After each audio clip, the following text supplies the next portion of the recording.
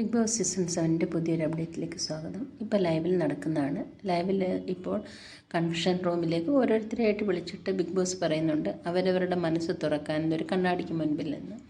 അങ്ങനെ ആദ്യം ഷാനവാസ് പോയി, അതിനുശേഷം അനുമോളെ വിളിച്ചു. അനുമോളപ്പോൾ ആ മേക്കപ്പ് ഒന്നും ചെയ്യാതായിരുന്ന ഒരു രീതിയിൽ തന്നെയാണ് എഴുന്നേറ്റ് പോയത്. അവിടെ ചെന്നിട്ട് നിന്ന് കഴിയുമ്പോൾ തന്നെ മാനസികമായ ഒരു സമ്മർദ്ദം അനുമോൾ അനുഭവിക്കുന്നുണ്ട്. അപ്പോൾ ബിഗ് ബോസ് പറഞ്ഞു, അനുമോൾക്ക് തോന്നുന്ന അനുമോളുടെ മനസ്സിലുള്ള കാര്യങ്ങൾ എല്ലാം തുറന്നു പറയുക. അനുമോൾ ഒരുപാട് വിഷമിച്ചിട്ടുണ്ട്, ഇവിടെ ഒരുപാട് സ്ട്രഗിൾ ചെയ്തിട്ടുണ്ട്, ഒന്ന് കരയാൻ പോലും ആകാതെ നിസ്സഹായിയായി നിൽക്കേണ്ടി വന്നിട്ടുണ്ട്.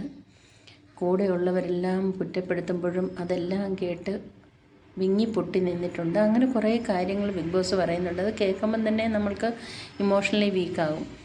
ഇതെല്ലാം കഴിഞ്ഞിട്ട് പക്ഷേ അന്നേരമൊക്കെ അനുമോളെ സമ്മതിച്ചു കൊടുക്കണം കേട്ടോ. അനുമോൾ നല്ല ചേഞ്ച് വന്നിട്ടുണ്ട്. ഇതെല്ലാം കേട്ടിട്ടും പിടിച്ചു തന്ന അനുമോൾ പക്ഷേ കാര്യങ്ങൾ പറഞ്ഞു തുടങ്ങിയപ്പോഴത്തേക്ക് വല്ലാണ്ട് വിങ്ങി പൊട്ടിപ്പോ വാ വിട്ട് കരഞ്ഞു പോയെന്നൊക്കെ നമ്മൾ പറയത്തില്ലേ, കണ്ടുകൊണ്ടിരിക്കുന്നത് നമുക്ക് പോലും നെഞ്ച് പൊട്ടിപ്പോകുന്ന ഒരവസ്ഥ. അങ്ങനെ ഒരുപാട് കരഞ്ഞിട്ട് പറയുന്നുണ്ട്, ഞാൻ ബിഗ് ബോസ് ഞാൻ ആരെയും ദ്രോഹിക്കണമെന്ന് ചിന്തിച്ചില്ല, എനിക്ക് എല്ലാവരും നല്ലതായിരിക്കണമെന്ന്. ശരിയാണ്, ഒരാളെ ദ്രോഹിക്കുന്നതായിട്ട് നമ്മൾ കണ്ടിട്ടില്ല ഇതുവരെ അനുമോളെ.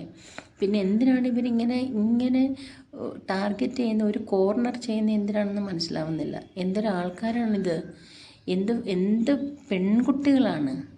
ആൺകുട്ടികളെ പോട്ടെ മാറ്റി നിർത്താം, അവർക്ക് ഇഷ്ടപ്പെട്ട വേറെ കണ്ടസ്റ്റിന് വേണ്ടി.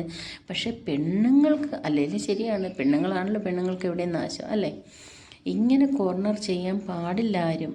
ആ കുട്ടി നെഞ്ചു പൊട്ടിയുള്ള കരച്ചിൽ, അത് കാരണക്കാരാവുന്നവർക്ക് എന്തായാലും എപ്പോഴെങ്കിലും കർമ്മ എന്ന് പറയുന്നൊരു സാധനമുണ്ടെങ്കിൽ അത് ഗെയിമിൻ്റെ പേരിലായിക്കോട്ടെ എന്തിൻ്റെ പേരിലായിക്കോട്ടെ അത് തിരിച്ച് കിട്ടുക തന്നെ ചെയ്യും.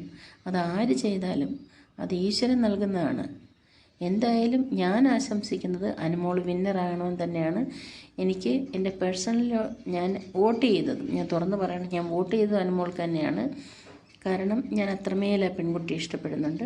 നിങ്ങൾക്കും വോട്ട് ചെയ്യാൻ. കാരണം ഒരു സാധുവായ പെൺകുട്ടി, സ്വന്തം കുടുംബത്തിന് വേണ്ടി അധ്വാനിക്കുന്നവർ.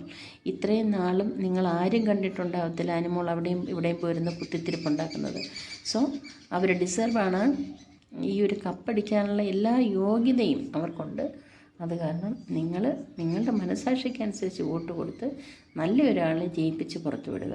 അടുത്ത അപ്ഡേറ്റ് വേണ്ടിയിട്ട്.